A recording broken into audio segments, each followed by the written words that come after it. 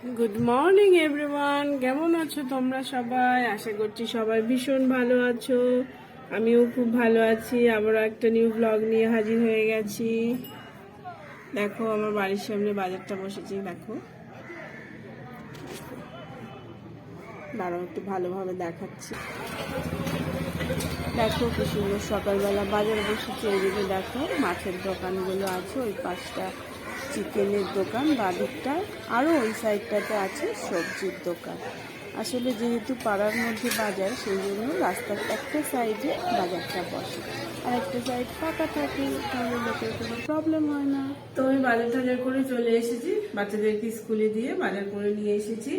এবার প্রথমে ড্রেসটা চেঞ্জ করব, তারপরে চা করব, চা করে আমি খাবো, শাশুড়ি মা খাবে, দুজনে মিলে চা খেয়ে নেবো।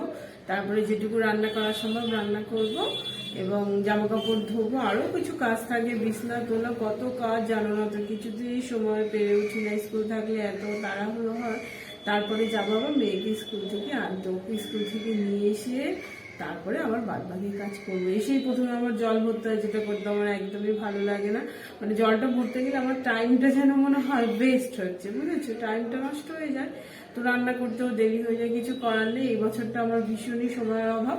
পরের বছর থেকে ছেলে এবং মেয়ে দুজনেরই স্কুলের টাইমিংটা সেম হয়ে যাবে। তো আমি একবার যাব, আমার সময় অনেকটা বেঁচে যাবে, আমার রান্নাটা অনেক তাড়াতাড়ি হয়ে যাবে। তো চলো তোমরা ব্লগটা দেখতে থাকো। এ দেখো আমি ঘরটা ঝাড় দিয়ে নিচ্ছি।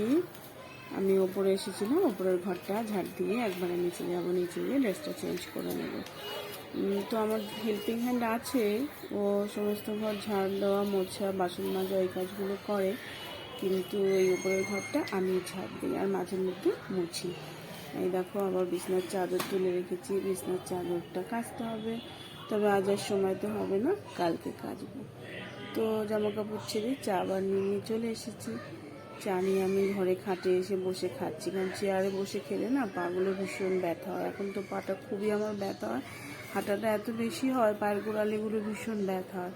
সেই জন্য পাটা ঝুলিয়ে বসলে আরও বেশি ব্যথা হয়। শাশুড়ি মায়ের চায়েরটা রান্নাঘরে দিয়ে এসেছি, উনি ওখানে সবজি কাটছেন, ওখানেই খাচ্ছে, আর আমি চাটা নিয়ে ঘরে এসে গেছি। আর দেখো ছেলে মেয়েকে আজকে টিফিনে চাউমিন করে দিয়েছিলাম, তো একটু চাউমিন আছে, ওইটা দিয়েই আজকে আমার ব্রেকফাস্ট হয়ে যাচ্ছে।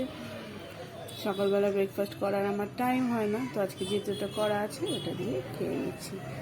এবার আর সামান্য কিছু কাজ করেই চলে যাব মেয়েকে আনতে, মানে ওকে দিয়ে এসে চা খেতে খেতেই না স্কুল থেকে আনার টাইম হয়ে যায়। তো মেয়েকে নিয়ে এসেছি, আজকে রান্নাবান্নাও করা হয়ে গেছে। দেখো ভাত করেছি, আজ করেছি বেগুন দিয়ে মেথি শাক, আর রান্না করেছি একদম প্লেন মুসুরির ডাল। আজ আর ডালে দেওয়ার তেমন কিছু ছিল না, আর টমেটোর ডাল আমাদের অত কেউ একটা ভালো খায় না।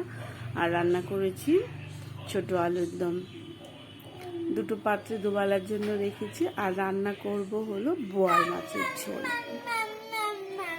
এদিকে দেখো খাওয়া দাওয়ার পর্ব মিটে গেছে। আমার মেয়ে টেবিলের নিচে ঢুকে কি করছে দেখো, ও তো ভাত একদমই খেতে পছন্দ করে না। আমার দুটো ছেলে মেয়ে ভাত কেউ খেতে চায় না।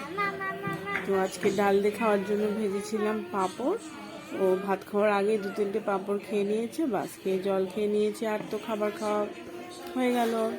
এবার দেখো এখন আবার পাঁপড়ের কৌটোটা নিয়ে ভেতরে ঢুকে গেছে বোধহয় খাওয়ার জন্য। টেবিলের নিচে পাঁপড় নিয়ে কি করছিস? আমি কিছু করছি না। কিছু তো করছিস মাম্মা, তো এত জায়গা থাকতে তুই টেবিলের নিচে কেন ঢুকেছিস? হ্যাঁ, তারপর পাপড়ের বক্সটা নিয়ে। তো আজকের ব্লগটা আমি এখানেই শেষ করছি। যদি ভিডিওটা ভালো লাগে তাহলে অবশ্যই লাইক, কমেন্ট, শেয়ার করতে ভুলো না। প্লিজ আমার চ্যানেলটিকে সাবস্ক্রাইব করো। Thank you. সবাই খুব ভালো থেকো এবং সুস্থ থেকো। টাটা।